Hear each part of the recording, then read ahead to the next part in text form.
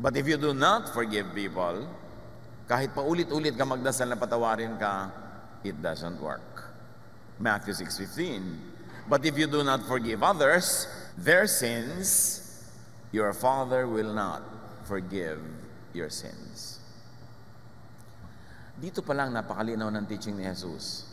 You want to be forgiven? You want to be saved from the punishment of sin? Forgive other people. Don't forgive, and automatically you don't get forgiven. Marami mga tao madadasalin, dasal na patawarin sila ng Diyos, pero hindi sila nagpapatawad sa kapwa.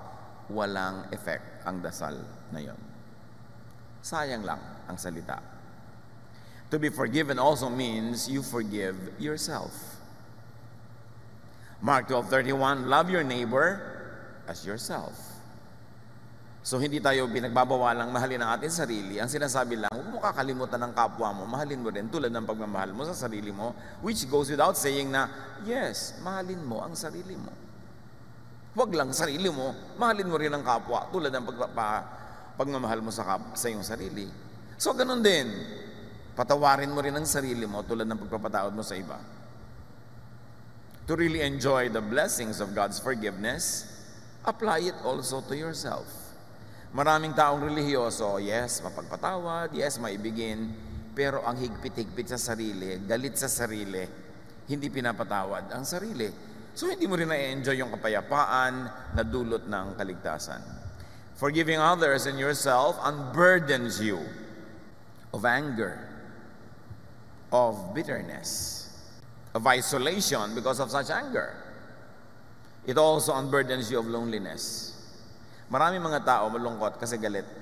Kasi maraming kagalit. At pag may mga kagalit ka, hindi mo pinapatawad, may pader sa pagitan nyo, naghihiwalay ka sa kanila. Forgiving unburdens you of the cycles of negative energy, of negative thought and negative act, which will color your world. In other words, forgiving unburdens and gives you salvation from hell on earth. When you do not forgive, you live on hell. In hell on earth.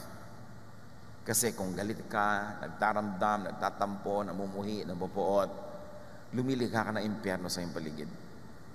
Kaya ang gusto ng Panginoon, magpatawad ka. Hindi para ka malugi. Hindi para ka ipadehado. Kundi panalo ka pag nagpatawad ka. Kasi ikaw ang number one beneficiary pag nagpatawad ka. Ikaw ang number one lugi pag di ka nagpapatawad. Ephesians 4:31, get rid of all bitterness, rage and anger, brawling and slander, along with every form of malice. And this will lead to your health. Physical, mental, emotional, spiritual health. Pag binaligtad mo yan, at pinayagan mo na magtira sa puso mo mga galit, hinanakit, sama ng loob, ang tanda-tanda ng problema, binubuhay palagi, nire-reprise, nire-replay, you are destroying your health. And that is your physical health, your mental health, emotional health, and overall spiritual health. Ang lahat ng ito, ang pagtanggal ng mga bitterness and anger is best done through forgiveness.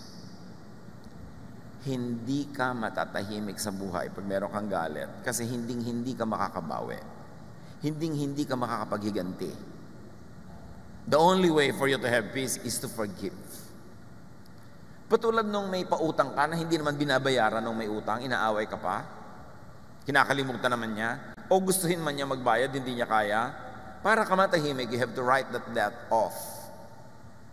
Gawin mo lang siyang bad account. Ilipat mo doon sa isang column ng accounting book mo. Bad debt. Charge it there and forget about it so you can move on. Maraming tao, sayang pag nawala sila sa buhay natin forever. Yes, may kasalanan sila sa atin. Yes, may nagawa silang mali. Yes, sinasaktan nila tayo. Pero hindi lang naman yun ang buong-buo nilang pagkatao. Meron din silang mabuting ginawa. May mabuti pa rin magagawa. Sayang na sayang naman ang relasyon natin sa kanila kung dahil lang sa isa, dalawa o tatlong galit, itatapon natin yung 10 mabuti sa kanila. Kaya napaka-restorative pa rin at pinakamabuti pa rin na paraan to conserve is to forgive.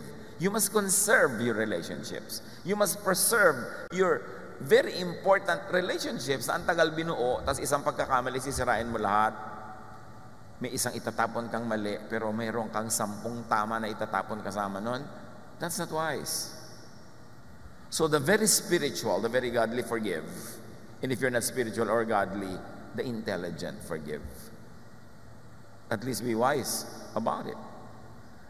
Forgiveness puts the act, the thought, the idea, the issue of sin away.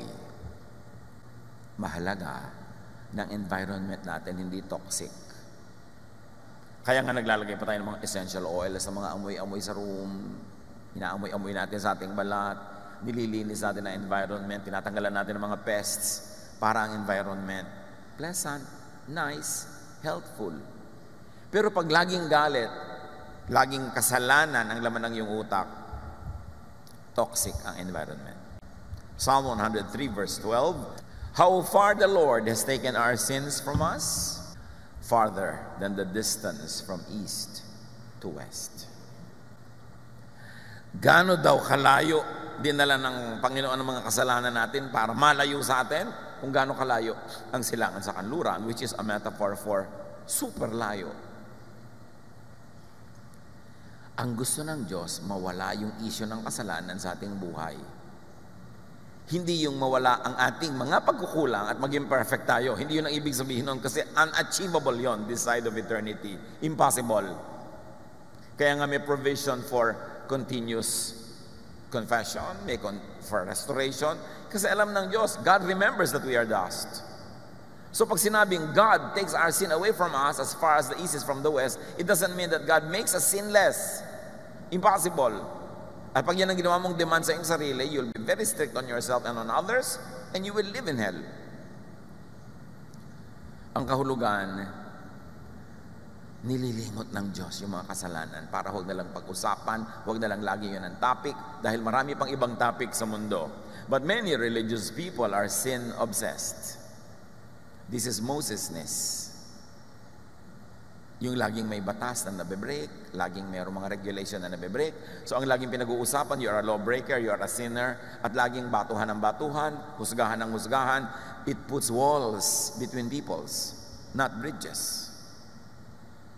And it puts a wall between you and God, not a bridge. So sabi, inilayo na para hindi lagi yan ang topic. Hebrews 8:12, I will treat them with kindness. Even though they are wicked, I will forget their sins. Nakita nyo? Sabi ng Diyos, even though they are wicked, tinatanggap tayo ng Diyos. Alam ko, magkukulang ka pa rin, magkakasala ka pa rin. I remember that you are dust, but I will forget all of that. I will forgive you para ma-restore ang relationship natin. Kasi kung hindi ko kayo i-forgive, guilty kayong lahat, magkakagalit tayo. That's why forgiveness is very important. And this is Jesus-ness. Yung lagi natin ine-emphasize, Moses-ness or Jesus-ness. Moses-ness is the law. And the law means you are a lawbreaker all the time. It means that you're always guilty. It means magkagalit kayo ng Diyos. It also means kagalit mo lahat ng kapwa mo, believer na lawbreaker. But Jesus-ness is what Hebrews 8:12 is saying. Yes, I know sinful kayo. Yes, I know magkukulang kayo. Yes, I know. I will just forget that para maganda ang relasyon natin. Hindi ba natin kayang gawin yan sa ating mga pamilya? Sa ating mga kaibigan? Yes, I know nagkasala ka sa akin. Yes, I know magkakasala ka pa rin. Pero hindi ka naman complete 100% kasalanan eh. Marami ka rin kabutihan. Marami ka rin kagandahang loob. I will forget your sins. I will focus on the goodness of God that still lives in you. Para magkaroon tayo ng magandang relasyon, para hindi toxic ang relationship, para matahimik ang buhay. Pero kung lagi kong isusulat, kukwentahin, sisingilin ka sa iyong mga kasalanan, at ganoon din ang gagawin mo sa akin, ganoon ang gagawin natin sa isa't isa, impyerno ang buhay. That's why Jesus saves us from all that. Spirituality should focus on forgiveness, not on accusation and judgment. And yet, many religious congregations are always focused on accusation and judgment. Yung pag nagkasala ka, na-ispayan ka ng mga kapwa mo member, isusumbong ka kung kaninong high council of righteous people, tapos lilitisin ka, I-judge ka, pupublikuhin ka, at ititiwalag ka. Ba't ka pa sumali?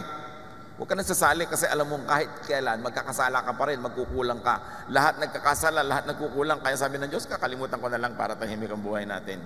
Tapos tayo, ungkatan ng ungkatan. Moses na yun. Matthew 18:21-22. Peter came up to the Lord and asked, "How many times should I forgive someone who does something wrong to me? Is 7 times enough?" You know, their tradition requires them to forgive 3 times. Kaya si Pedro naman, parang impressed na siya sa kabaitan niya. Sabi niya, 3 times 2 is 6, plus 1, 7. Sobra-sobra na. Will I forgive 7 times? And Peter was expecting to be, Lord, wow, ang bait mo. Jesus answered, not just 7 times, but 77 times. Which is really a metaphor for endless. Huwag kang tumigil ang pagpapatawad. Bakit? Oras na tumigil ka, magkakagalit na uli kayo kasi bukas may kulang na naman yan eh. Hindi naman pwedeng wala. Ang sekreto ng nagtatagal na samahan eh hindi dahil perfect kayo, kundi dahil nagpapatawaran kayo sa inyong mga imperfections. Lalo sa mag-asawa. Siyempre, pinakasalan mo na yan. As is, where is. Yan na yan. No return, no exchange. So, ang perfectan mo is pagpapatawad, hindi pagsumbat. Hindi pagkukwenta at pagtotoo sa mga pagkukulang, kundi pagbura. Para tahimik kayo. Ang dami na po niyang kasalanan. Di sige, huwag kang magpatawad, but go to hell. Bakit po? Kasi hindi ka rin papatawarin ng Diyos. Mahirap ba maintindihan yan? Na nagpapatawad ka dahil makadiyos ka, at kung hindi ka talaga mabait, magpatawad ka dahil lang matalino ka. Kasi pag hindi ka nagpatawad, you burn the bridge over which you too must pass. To enjoy salvation, just keep on forgiving others and even yourself. Marami ako mga Facebook pamangkin. Ang dami-daming PM sa akin. Araw-araw guilty sila. Araw-araw ang lungkot-lungkot nila. Araw-araw gusto na lang nila halos magbigti kasi kulang at kulang ang kabanalan nila. Nakakalimutan nila. Sabi ng Diyos, I will forget your sins. Bakit ikaw? Remember ka pa ng remember. You are making your life miserable. 1 Corinthians 13:5, love keeps no record of wrongs. And God is love. And Jesus is the supreme expression of God's love. God keeps no record of your sins, of your wrongs, when you are already in the Lord. Jesus keeps no records of your sins and your wrongs. Ikaw lang ang lista ng lista, kaya ka miserable. At ikaw ang lista ng wrongs ng kapwa, kaya malupit ka sa Kanya. Godly love does not search for wrongs. Godly love does not focus on wrongs, but focus on love and forgiveness. To enjoy salvation, get out of the sin mode, the sin mentality. Halimbawa, yung Psalm 51:3. Kaya nga Old Testament yan eh. For I know my transgressions and my sin is always before me. Alam mo naman siyempre kung may kasalanan ka at kung relihiyoso ka, sensitive, lagi mong dinaramdam yun. My sin is always before me. Kinukutya ako, sinusumbatan, minamaliit, pinapagilty. Pero dapat nun yun. Hindi na dapat ganyan after Jesus. Because God forgets your sins. God takes your sin away as far as the east is from the west. Pastor, di po ba delikadong ituro yan? Baka may mag-abuso. Yan yung sinasabi ng Bible. Alam mo, gusto mag-invento pa ako na ibang sasabihin. Kung nadedelikaduhan ka, bahala ka sa buhay mo. Pero yan ang dapat ituro kasi yan ang nakasulat. You don't have to be overprotective of people na not to teach the truth para lang pigilin sila na baka umabuso. Problema nila pag umabuso sila. But true believers will not abuse, will only appreciate the kindness of God. They will do their best to be their most righteous selves. But in cases they fall, God remembers that they are dust, and so too they should. And seek the Lord's continuing renewal and cleansing, then move on.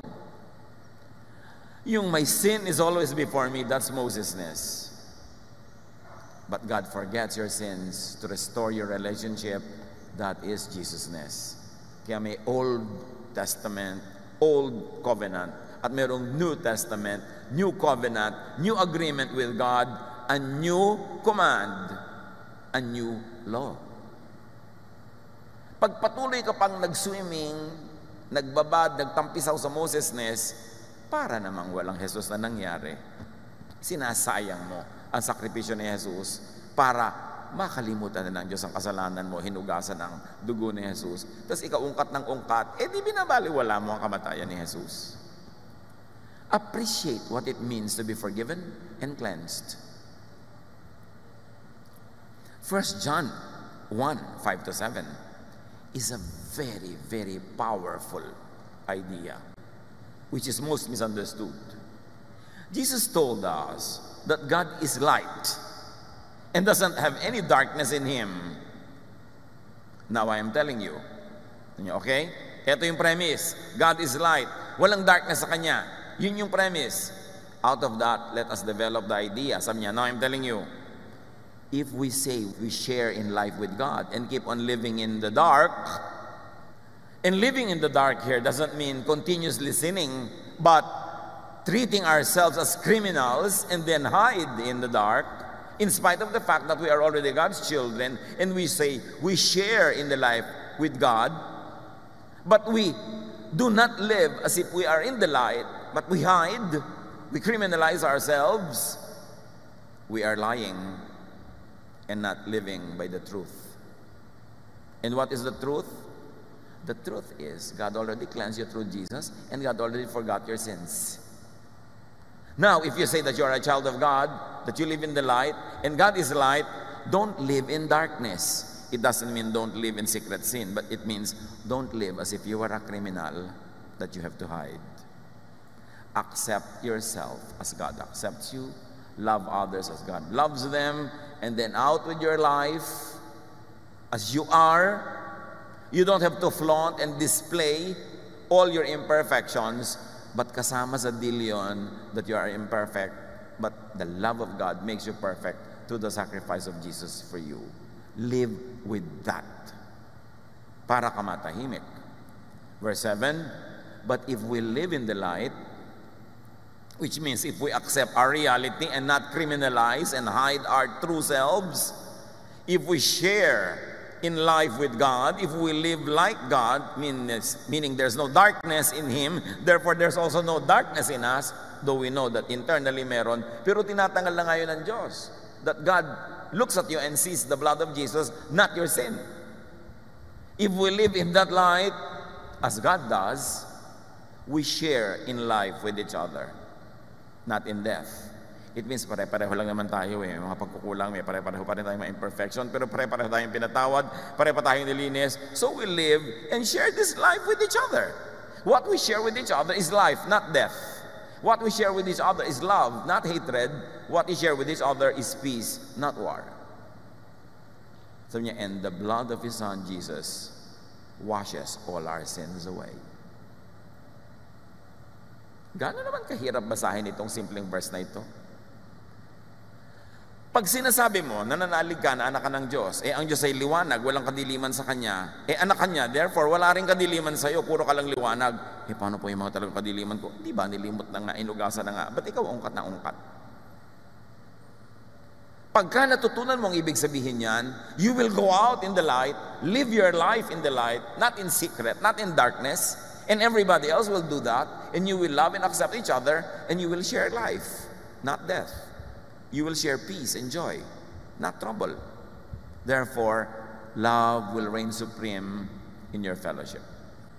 John 8:12, Jesus said, I am the light of the world. Whoever follows me will never walk in darkness, but will have the light of life. Akala ng iba, yung will never walk in darkness means will never sin. Impossible yun. Hindi yun ang ibig sabihin yan. Kasi kung ang ibig sabihin yan, you will not sin, but may provision. But if we sin, we can confess our sins, blah, blah, blah.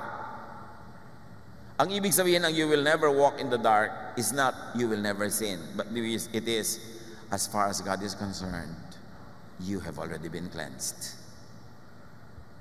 It's an internal arrangement between you and God. Sasabihin ni Satan sa'yo, may kasalanan ka, titingin ka sa Diyos, meron po ba? Di ba may arrangement na tayo? Wala ako nakikita dahil lilinis ka na. Sasabihin ni Satan, meron. Sabi ni Lord, wala ako nakikita.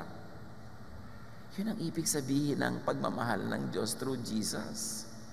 So kanino ka ba nakikinig? Kay Satan o sa Diyos? Pag kay Satan ka nakinig, talagang lagi kang guilty, lagi kang masama. At gaganon din ang gagawin mo sa kapwa mo. Kaya pa yung kapwa mo, pag lagi mong sinasabi, yung kasalanan ka, huy kulang ka mo, nakipag-usap ka din kay Satan, ano? Hindi ka makipag-usap sa Diyos, who forgets our sins, who cleanses us, and loves us in spite of the little truths in our internal lives. All of that is cleansed by the light. Alam niyo ba yung light? Katulad ng autoclave sa mga ospital, sa mga clinic. You know that white light cleanses.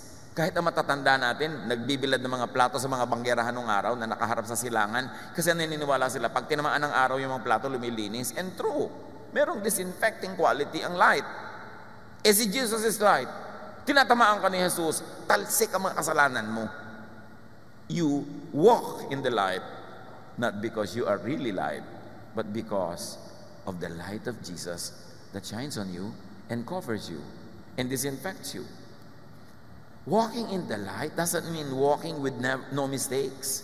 It means you'll always be forgiven and cleansed because Jesus paid for all that. People who are forgiven are washed by the blood of Jesus. Kaya pag inaakusa mo ang kapwa mo sa mga patuloy niyang kahinaan, mga pagkakamali, minamaliit mo yung dugo ni Jesus na nakatakip, nakahugas sa kanyang kasalanan. Nung si Adan at si Eva nagkasala, ang unang ginawa ng Diyos, binihisan sila ng mga balat ng hayop. Kasi hubad sila at na-realize silang hubad sila. So nagkaroon sila ng feeling of nakedness, of incompleteness, of shame. So God covered them with animal skins. But you know what it takes to have animal skins? You have to kill an animal to get the skin. Hindi naman skinless longganisa yung mga animals. Siyempre, pagka tinanggal mo yung skin, they will die. Which really means God covered Adam and Eve with blood because it takes blood to take that skin away from an animal. And that blood looked forward to the blood of Jesus. That from the first couple that walked the face of the earth, there was already a provision for cleansing and forgiveness through the blood of the Son of God. In the beginning was the Word, and the Word was with God, and the Word was God. So in the beginning, naroon na rin si Jesus, and the Word became flesh, and dwelt among men, whose blood was sacrificed in the real sense for all the symbolic sacrifices that happened before, done in the name of the true sacrifice that will yet happen when Jesus becomes manifest in the flesh. Laging covered ka ng blood. Laging may nagbabayad. Sa Israel lang nga lang doon, ang pinagbabayad nila, mga hayop. Sabi kaya ng hayop, ano ginawa ko sa mundo? Bakit ako kailangan sacrifice sa kasalanan nila? Kaya kinumpleto ni Jesus yun by one single sacrifice. God through Jesus has completed and perfected for all time all the sacrifices needed for the cleansing of sin. 1 Corinthians 6:11, but you were washed clean. Past tense na ha. You were made holy. Past tense na rin. And you were made right with God, past tense, in the name of the Lord Jesus Christ, and by the Spirit of our God. Tapos na. You know, God is timeless. Alam niyo ba ang Diyos, wala siyang past tense, walang future tense, lahat present. Because God is. Sabi niya kay Moses, I am. Hindi I was, hindi I will be. I am. But the work of cleansing us is already done. Tapos na. Kahit sa mga gagawin mo pa bukas, next week, next year, tapos na. One single sacrifice. People who are forgiven are washed and bathed in God's light. 1 Thessalonians 5:5, you are all people who belong to the light. You belong to the day. We don't belong to the night or to darkness. So don't hide in fear. Come out in the light, and the light of Jesus cleanses you. What God sees is the light of Jesus, not your own personal darkness. So what we should see in others, in our brothers and sisters, is also the light of Jesus that covers them. Huwag tayo maging accusers, because accusing is the work of the devil. Justification, acceptance, and love is the work of Jesus. Do not criminalize yourself and others, because God doesn't. Of course, this does not mean that we are already morally perfect, because this is impossible. This means that we are looked upon, treated by God as light, not as dark. The darkness of and in people who are forgiven is turned into light. This is the miracle of the cross and the resurrection. God's people no longer have darkness. We are now people of the light. In spite of our daily realities, that our accusing spirit will always say, darkness, darkness, darkness. God says, I see light, because I brought your sin as far as the east is from the west, and I forgot all about them. God's people who hide as if they belong to the dark, as if God did not cleanse them, are not living by the truth, are not living by the truth of Jesus-ness, but they are living by Moses-ness. Kaya miserable. Forgiveness puts the oppressive, sacrificial religious system out of business. Nung si Jesus ay pumasok sa Jerusalem, and many scholars believe that that was the first time after he was dedicated when he was 12, or he was accepted as a mature man. Lahat excited. Dumadating na ang Son of God, dumadating na ang Messiah, dumadating na ang Savior. Ano kaya ang gagawin niya? Sinalubog siya ng mga tao, ng mga dahon, ng mga damit na inilatag nila sa kalsada. Inaabangan nila kung anong gagawin ni Jesus, kasi pinakamahalagang gagawin niya nung araw na yon. At anong ginawa ni Jesus? Tumuloy siya sa templo, which was the most sensible place to go to. It was the highest spot in the city. It was the most revered, most important to the people. Pero pagdating niya doon, hindi siya nag-offering.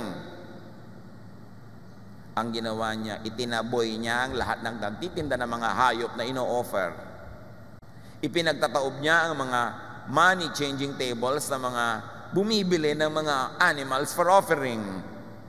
At tapos umalis na siya. Sabi ng mga tao, yun lang. Alam niyo talaga ang ginawa ni Jesus nung pumasok siya doon? Symbolically, winakasan niya ang sacrifice. Kasi ang itinaob niya, mga money changers, ng bilihan ng animals for sacrifices. Ipinagtataboy niya ang nagtitinda ng mga hayop for sacrifices. Tinapos na Jesus ang sacrificial system in the temple. Kasi siya na ang i-offer once for all. At ang mga hayop naman na ino-offer ay hindi nakakapaglinis ng kasalanan. Sayang lang ang pagbili ng mga tao. Sayang lang ang pagod nila. Walang na-achieve. Tulad ng maraming religious activity today, sayang. Walang na-achieve. Hindi naman sila nagiging peaceful. Hindi naman sila nagiging loving. Sayang ang reliyon. Hebrews 10:14, for by one sacrifice, He has made perfect forever those who are being made holy. Ang ganda ng mga tenses dito, kung mahilig kayo sa grammar. By one sacrifice of Himself, Jesus already finished, made perfect forever, those who are being made holy. So, legally speaking, God already declared you perfect forever, although on a daily basis, you are still being made holy. God is not yet finished working on you. You are a work in progress. But at any given time, when heaven looks at you, heaven looks at a finished work. So, dalawang dimension. What heaven sees is a perfect being, and what you see every day is one that is being made holy continuously, developmentally, on practical terms. But at any time, heaven sees the perfect being, and anytime you die, it is the perfect being that will enter heaven. Dalawang uri ng dimensions. Kung saan ka titingin will determine kung sasaya ka o lulungkot. Isaiah 53:5, By His wounds, we are healed. Healed na, past tense na. 1 John 1:7, the blood of Jesus purifies us from all sin. This makes the sacrificial system, the religious enterprise in Jerusalem, obsolete. Wala nang kailangan for the sacrifices in the temple, therefore wala nang kailangan for the temple itself. Hebrews 10:11, the priests do their work each day, and they keep on offering sacrifices that can never take away sins. And for 2,000 years, many priests work this every day. They make bloodless sacrifices for the forgiveness of sins. But the Bible says, even if they offered blood, it doesn't take away sin. What more if it's bloodless? Hebrews 10:18, when sins are forgiven, there is no more need to offer sacrifices. And through the blood of Jesus, sins are already forgiven. There is no more need to offer sacrifices. Kaya nung namatay si Jesus, Matthew 27:51, at that moment, the curtain of the temple was torn in two, from top to bottom. May makapal na kortina na naghihiwalay from the most holy place to the holy place. May mga grade pa ng holiness yung mga lugar nila eh. Yung sa labas, pwede Gentiles. Pero pagpasok mo, Jews lang. Pagpasok mo, holy place, yun lang mga qualified. At yung most holy place, only the high priest can enter there once a year to make offering. He brings blood to make an offering for the nation. Pagkatanggap-tanggap sa Diyos, sabi nila, yung offering, makakalabas siya ng buhay. Pero pag hindi, siya man mamamatay, lalo kung siya may kasalanan. So pagpasok niya sa kortina na yon, may tali sa paa niya na nakakabit na yung dulo hawak-hawak ng mga naiwan sa labas. Tapos may mga suot siyang mga maliliit na mga kampana, kasi pag nagalit ang Diyos dahil siya man mismo makasalanan, mamamatay siya bigla, according to their belief, tutumba siya at magkakalimbangan yung maliliit na bells, malalaman ng mga tao sa labas, ay namatay. Hilahin na ang tali para mahila mo yung bangkay palabas kasi hindi sila pwedeng pumasok. You see, only one, the high priest, can enter the presence of God. Anong ginawa ni Jesus? Anong curtain?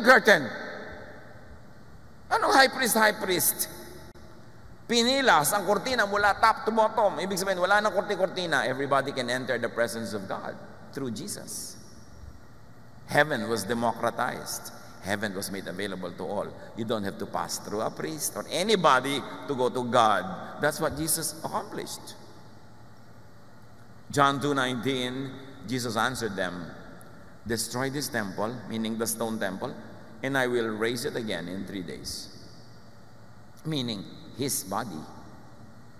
Sabi niya, alam niyo itong templong bato na to, wala yang saysay. Guhuin na yan. At sa 3 araw, itatayo ko muli.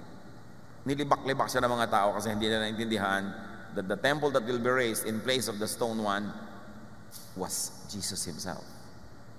And by extension, all believers, because our body is now the temple of the Holy Spirit. Na-democratize, hindi mo kailangan mag-pilgrimage sa Jerusalem para lumapit sa Diyos. Dala-dala mo ang Espiritu ng Diyos sa iyong puso everywhere you go. Dumami yung mga temples, kumalat sa buong mundo, and the earth became the kingdom of God instead of a limited territory claimed by the Jews for themselves. Matthew 24:2, Jesus replied, do you see these buildings, especially the temple? They will certainly be torn down. Not one stone will be left in place. Guguhin lahat yan. Hindi ang templong yan ang mahalaga. Ang mahalaga, ikaw, gagawin kang templo ng Diyos. Oras na manalig ka kay Jesus. So there is no more need for branded, franchise, incorporated religion, which is the exclusive dispenser of forgiveness. Walang ganon. Walang relihiyon, walang church na siya lang ang kausap ng Diyos at sa pamamagitan ka lang niya makakapasok sa langit. Marketing lang nila yun. Pero walang ganon. At ano ang relihiyon na tunay na katanggap-tanggap sa Diyos? Yung iba, ano pong religion na sasalihan ko para matuwa ang Diyos sa akin? Nagtatalo-talo yung mga religion, nag-aaway-aaway. Kanino ba ako maniniwala? James 1:27, religion that God our Father accepts as pure and faultless is this: to look after orphans and widows in their distress. Which means, you want true religion, be kind to the needy and the weak. And you are in the right religion. Sabi niya, and to keep oneself from being polluted by the world, which in the context means being polluted by unkindness. Ang dami-dami, pag join nila ng isang religion, lalo sila nagiging unkind, lalong nagiging pintasera, lagi nagiging nag-judge ng iba, lagi magkakalite, nakikipag-away sa mga ibang relihiyon. They are polluted by the world, by the unkindness of religion. Sabi ng James, gusto mo maging tunay na relihiyoso, yung katanggap-tanggap sa Diyos na style? Maging mabait ka. Paano pa yung religion namin? Mabait ka ba? Napapabait ka ba? Di yun, okay. Tinuturo po sa amin, kami lang ang tama, lahat pupunta sa hell, awayan namin lahat mga tao. Di, alam mo na yung bunga, mag-isip ka dyan. Because God our Father accepts the religion that is pure and faultless. And that religion is a religion of love, of kindness, especially to the weak and the needy. There's no need for elaborate and oppressive religious regulations and rituals and controls. Ang ending lang ito, anong talab sa'yo ng religion mo? Bumabait ka ba? Yun lang. Hindi yung namemorya mo ang isang buong version ng Bible, tapos yung ibang version, masama na sa'yo. Hindi yung sumali ka sa lahat ng activity, naisuot mo lahat ng costume, napuntahan mo lahat ng pilgrimage places. Hindi yon. Ang tanong, bumabait ka ba?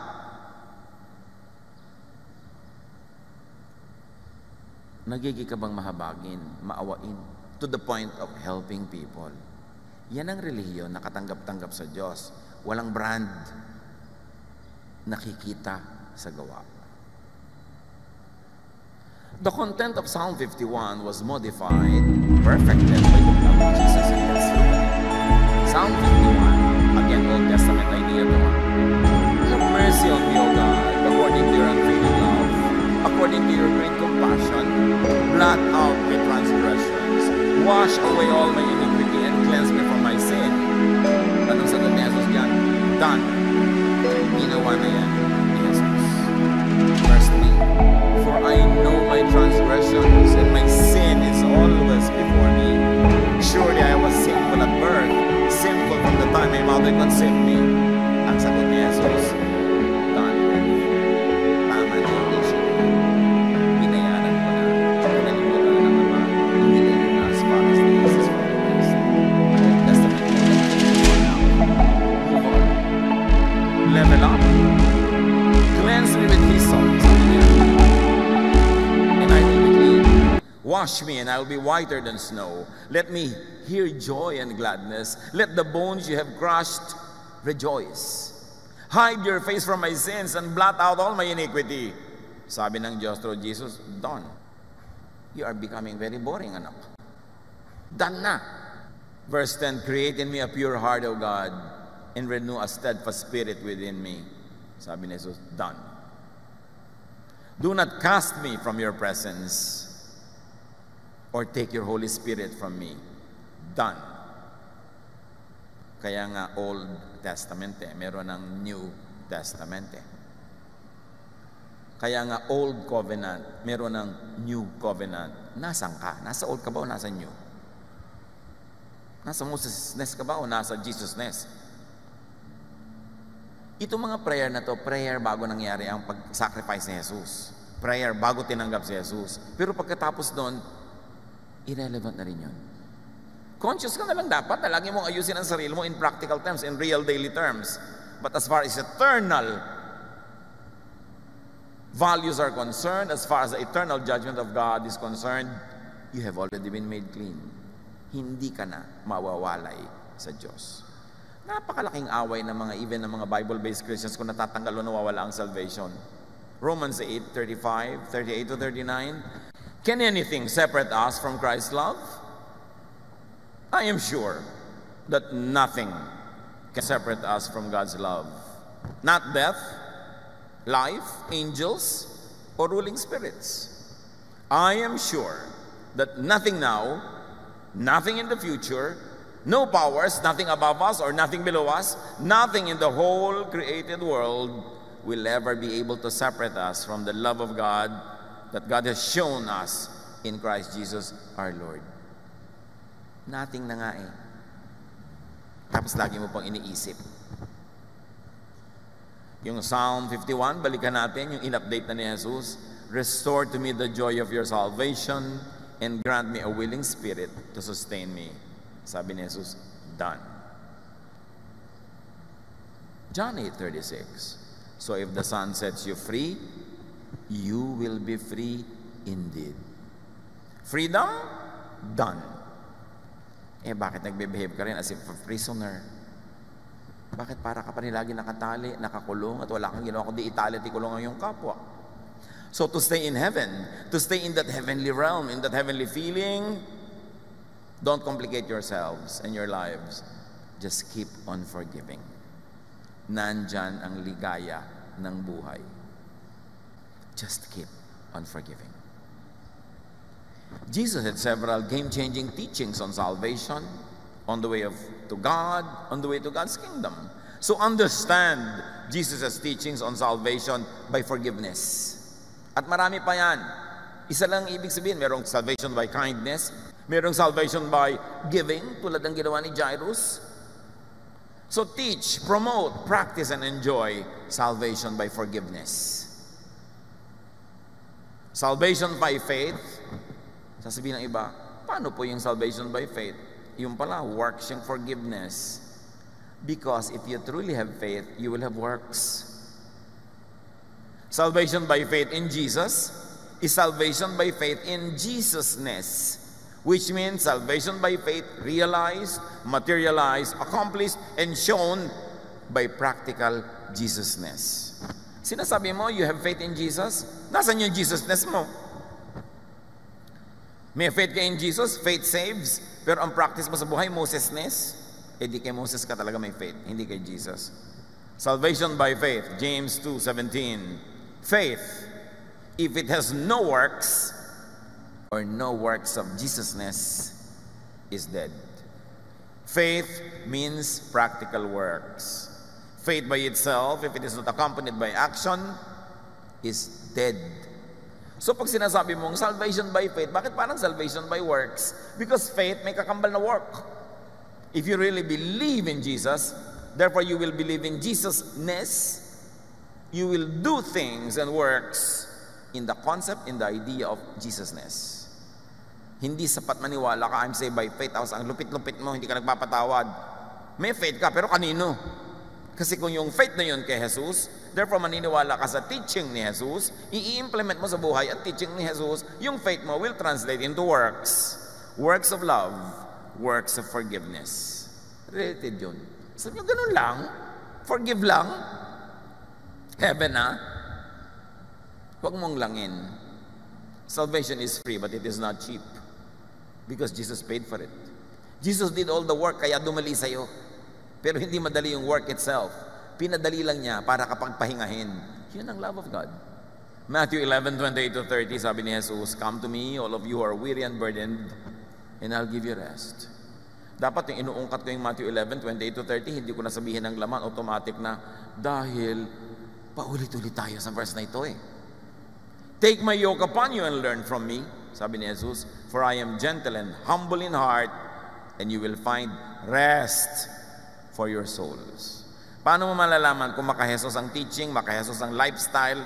Restful para sa kaluluwa, sa espiritu, sa emosyon.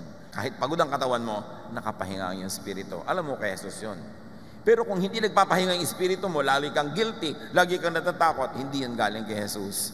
Kasi sabi ni Jesus, fear not, I have overcome the world. Those who understand love, those who live in love, will not fear. And verse 30 ng Matthew 11, for my yoke is easy and my burden is light.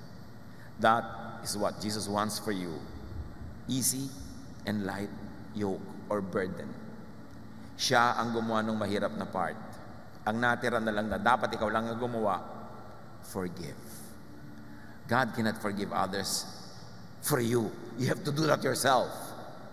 And you have to forgive yourself to receive the full measure of God's forgiveness. Forgive and you get forgiven. Forgive and you receive the kingdom. And this is the challenge. I want you to bow before the Lord. If it helps you focus, close your eyes and think of all the people that you have really not forgiven up to now. Let's be alone with the Lord for now. Difficult or not difficult, think of people you really are angry with, you have an issue with, and decide to forgive now. Right now, in silence, let's do that together. You may not be able to remember one by one, but you can also have a very big, one-time, big-time forgiveness that you will give to people. Kahit later nyo na maalala kung sino sila, patawarin nyo na ngayon. Kasi yan ang bara para kayo patawarin ng Diyos, para kayo magkaroon ng kapayapaan, katahimikan, at tumanggap na maraming mga pagpapala. Tama na mga drama-drama na nakaraan, you have to leave that behind so that you can move on. And those of you who are deciding to forgive, though you might remember the specific names later on, I want you to declare to the Lord that yes, at this point, you are forgiving those that have wronged you or those that you think have wronged you.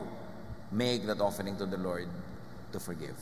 I want you cleansed, forgiven, because you have forgiven others. As much as you can remember now, although it need not be complete, whisper into God's ears the names of the people that you are forgiving right now. And let God lift that burden from your heart. Father, thank you for the opportunity to review our hearts and to search for an unforgiving spirit.